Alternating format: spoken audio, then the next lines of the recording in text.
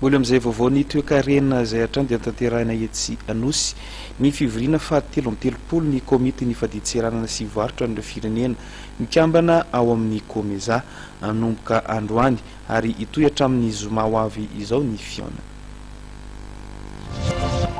Entina hanatsarana ny fifanakalozana ara-barotra sy ny fomba fiasa eny amin'ny fadin-tseranana ao anatin'ny firenena mikambana ao anatin'ny Komeza,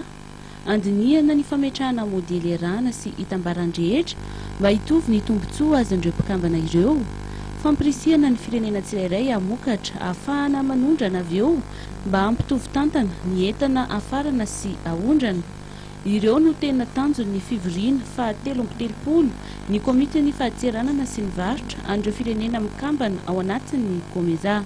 Ahoana ny mba tena hoe hitovisany, zany hoe mba isa ampiakany les zones de libre échange, dia ahoana ny modely ampiarina amin'izay mba samy mitovy daholo ao anatin'ilay firenena mpikambana, fa tsy hoe ity misy an'izao ity tsy mitovy na mandoa ny entanato na tsy mandoa, fa tokony hitovy daholo izay zavatra mba hifasilitena aingaikaingana koa ny fifanakalozana ara-barotra. Hanatsarana ny fifanakalozana ara-barotra amin'ny alalan'ny fampiasana ny teknôlôjia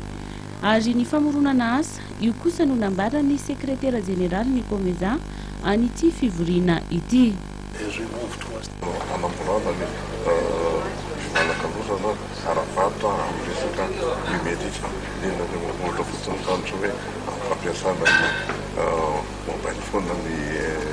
portable. Ahasitra hatramin'ny zoma ity fivorian'ny komity ny fadin-tseranana sy ny varotra eo amin'ny firenena mikambana ao amin'ny Komeza andiany fahatelo amby folo izay atao eto Madagasikara ity.